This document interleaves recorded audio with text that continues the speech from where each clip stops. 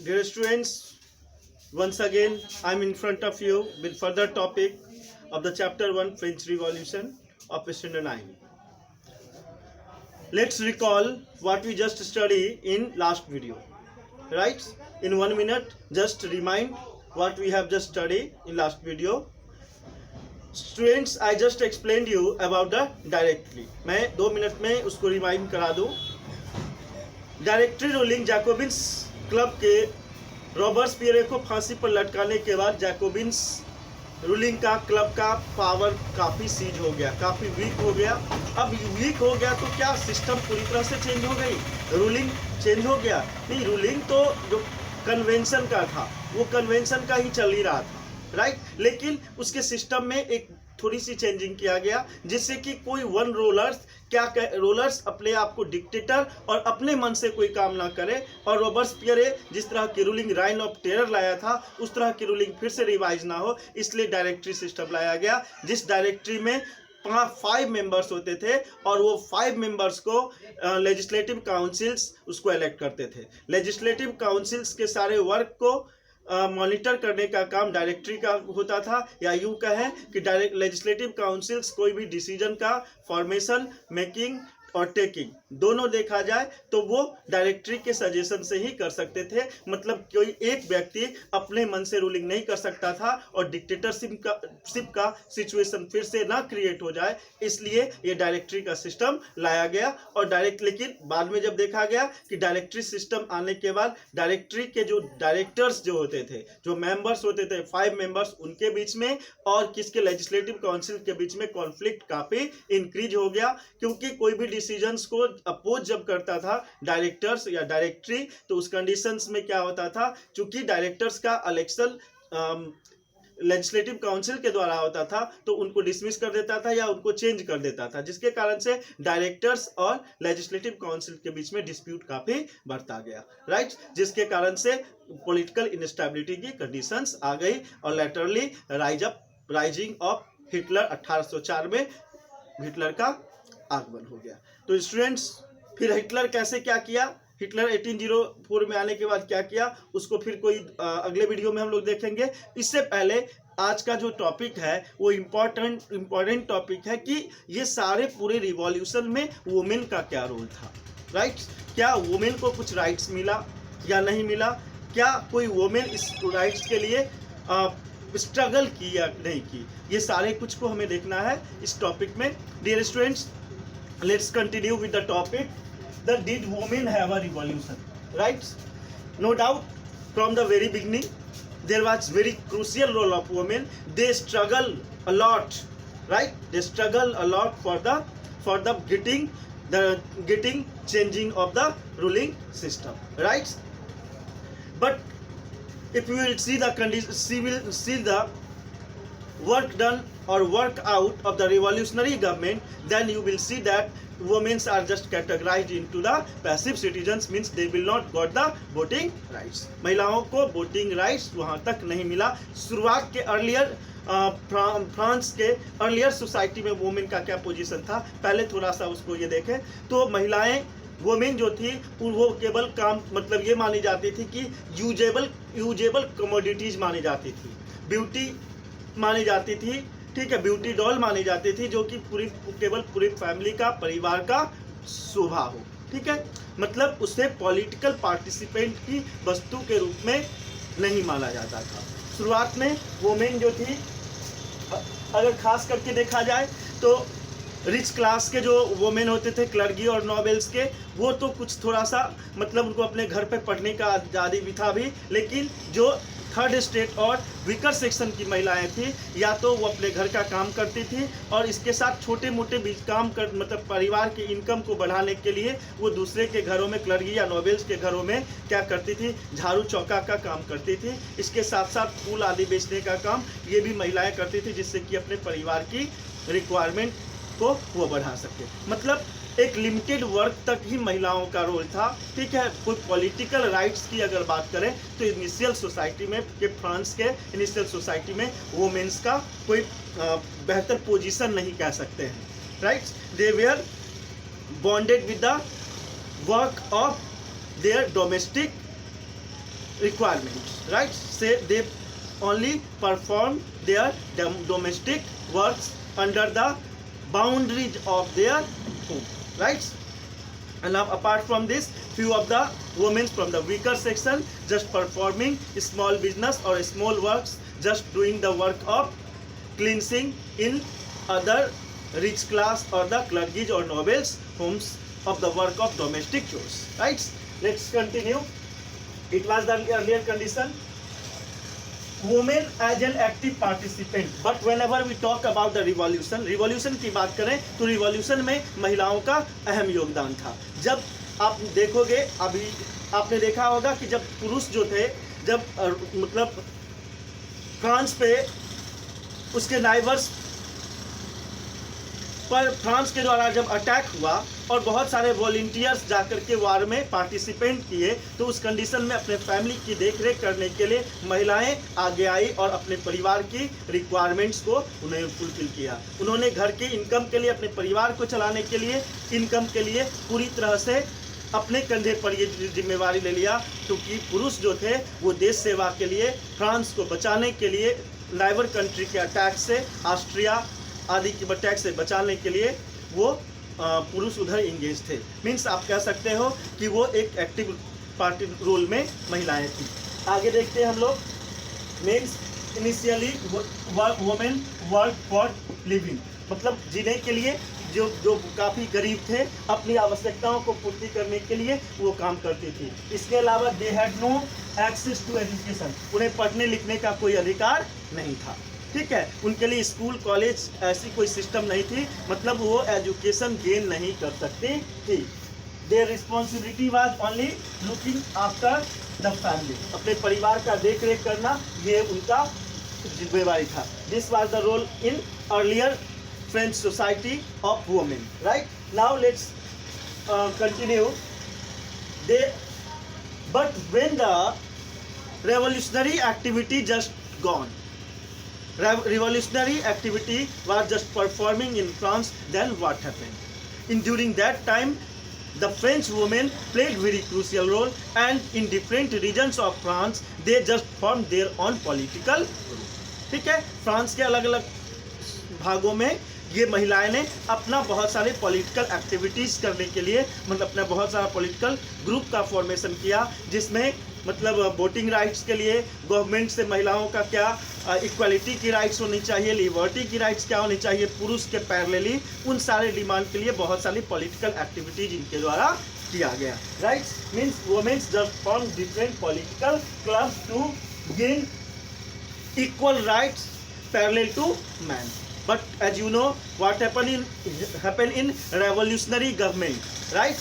In revolutionary government, when the revolutionary government come in power, women are just categorized in passive citizens. They were not given voting rights. कहने का मतलब जो struggle उन्होंने किया था, उस स्ट्रगल का आउटपुट इन्हें नहीं मिला. लेकिन इसके बाद अगर देखा जाए तो रेवोल्यूशनरी गवर्नमेंट के रूलिंग में वुमेन्स के लिए कुछ वर्क जरूर हुआ. राइट, उनके अर्लियर कंडीशंस को इम्प्रूव करने के लिए few steps was just taken by the revolutionary government. Right, so what were those steps? Let us see here. The society of revolutionary here given, the society of revolutionary and republican society का formation women के द्वारा हुआ था. ऐसे ही अब revolutionary government ने क्या क्या चेंजिंग लाया? तो creation of state schools, compulsory schooling, महिलाओं को पढ़ने के लिए स्टेट स्कूल का फॉर्मेशन डिफरेंट रीजन्स में किया गया. ठीक है, महिलाएं और गर्ल्स एजुकेशन गेन करें. ठीक है, और एजुकेशन गेन करने से जिससे कि उनकी अवेयरनेस इंक्रीज करें, इसके लिए एजुकेशन को लड़कियों के लिए और वुमेन के लिए कंपलसरी कर दिया गया और स्टेट स्कूल अलग अलग रीजन्स में खोले गए. मतलब schooling was made compulsory for all girls, सभी गर्ल्स को स्कूल में जाकर पढ़ना कंपलसरी कर दिया गया. Right, next they could know. अब इसके बाद और भी बहुत सारे अधिकार दिए गए. सेकेंड राइट्स जो उनको दिया गया था कि they could not be force to marry against their wish, किसी भी लड़की को उनके इच्छा के विरुद्ध शादी के लिए उसके फादर फोर्स नहीं कर सकते थे। मतलब शादी के लिए लड़की का राजी होना मैंडेटरी कर दिया गया, ठीक है, विदा मतलब फोर्सफुली फादर जो है किसी भी गर्ल्स की शादी नहीं कर सकते थे, ठीक है, ये राइट्स गर्ल्स को दिया गया, राइट। इसके अलावा डिवोर्स वाज मेड लीगल, ऐसा नहीं केवल पुरुष ही मेल ही डिवोर्स दे सकता था, अगर महिलाएं भी डिवोर्स पुरुष को दे सकती थी, ठीक है। Male and female both will be given rights that they can divorce if they are not satisfied with living together, अगर महिलाएं पुरुष के साथ रह करके खुश नहीं हैं और उनकी रिक्वायरमेंट्स पूरी नहीं हो पाती है तो उस परिस्थिति में वो इच्छा से पुरुष को क्या कर सकती थी, डिवोर्स दे सकती थी, मीन्स डिवोर्स की राइट उन्हें दिया गया। They were allowed to train for job, became artist and run a small business. आप इसके अलावा और भी अधिकार जो महिलाओं को दिया गया वो अधिकार था कि उन्हें छोटे मोटे काम करने के लिए ट्रेनिंग ले सकती थी, छोटे मोटे ट्रेनिंग वर्क करने के लिए, ठीक है, छोटे मोटे इंडस्ट्रियल वर्क करने के लिए उन्हें ट्रेनिंग लेने का राइट दिया गया और इसके साथ ही वो आर्टिस्ट बन सकती थी, राइट, और छोटे मोटे बिजनेस वो चला सकती थी, ठीक है। Small and cottage industry can be run by womens, these rights will be given to women by revolutionary government, rights.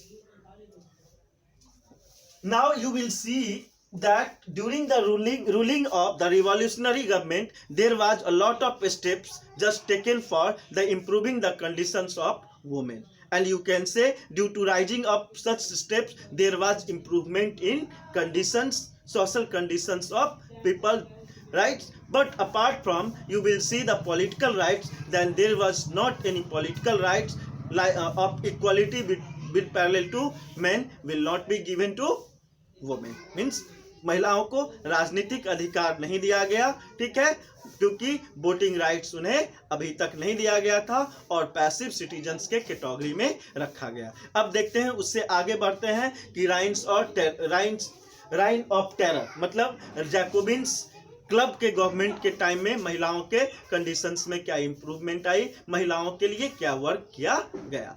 तो राइन ऑफ टेरर के देखा जाए तो जब पुरुष ही जो उसके अगेंस्टर थे तो और उनको ही वो राइट देना नहीं चाहते थे और अपने अगेंस्टर को, इनेमी को, अपने रास्ते के कांटे को पूरी तरह से हटा दिया, तो उसने महिलाओं के लिए भी मतलब कुछ बेहतर नहीं किया। मतलब राइन ऑफ टेरर में रॉबर्सपियर के रूलिंग में महिलाओं का कंडीशंस और ख़राब हो गया। जो वुमेन्स को पॉलिटिकल राइट इंडिपेंडेंटली वो सारे कुछ क्लब आदि जो बनाने की राइट्स जो उन्हें थी पहले जो बनाया करती थी, उस तरह के भी पॉलिटिकल क्लब बनाने का राइट्स को पूरी तरह से ख़त्म कर दिया गया, ठीक है। मतलब वो कोई भी पॉलिटिकल एक्टिविटीज, डेमोन्स्ट्रेशंस, रैलीज जैसी कोई भी वर्क नहीं कर सकती थी। मतलब all type of political activities performed by women was completely restricted and it was banned by the Robespierre government.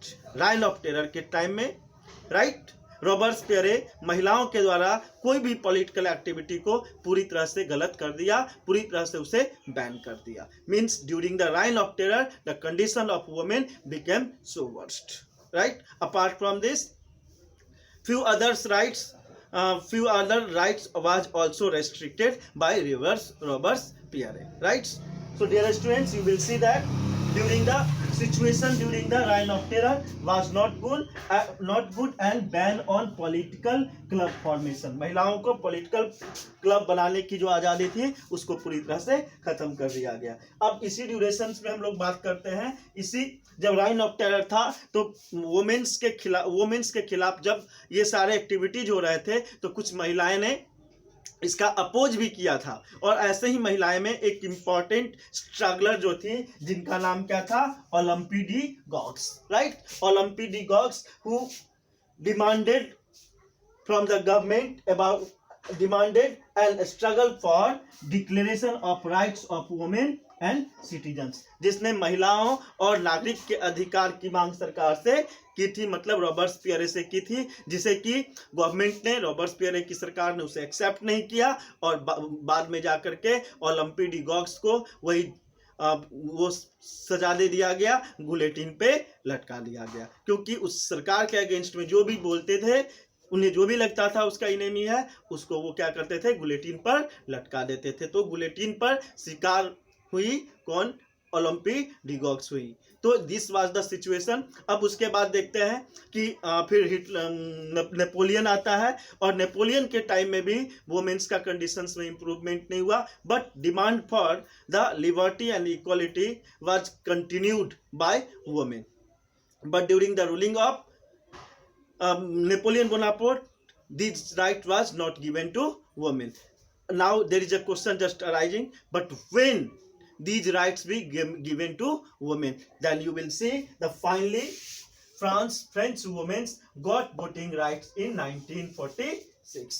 अब आगे स्टैंडर्ड 10 में अभी पढ़ोगे आप कि 1815 तक, मतलब नेपोलियन के आने तक आप पढ़ोगे फ्रेंच रिवॉल्यूशन 9th क्लास में, और उसके आगे फ्रांस में क्या कुछ हुआ वो स्टैंडर्ड 10 में पढ़ोगे। तो फिर आप देखोगे कि बहुत सारे बीच में रिवॉल्यूशंस हुआ था, और बहुत सारे रिवॉल्यूशंस के बाद 1846 में जाकर के देखा जाए तो 1846 में जाकर के उन्हें वोटिंग राइट्स दिया, सॉरी 1946 में जाकर के पहला वोटिंग राइट्स किसको मिला, फ्रांस को मिला। Not in 1846 but in 1946 voting rights will be given to women.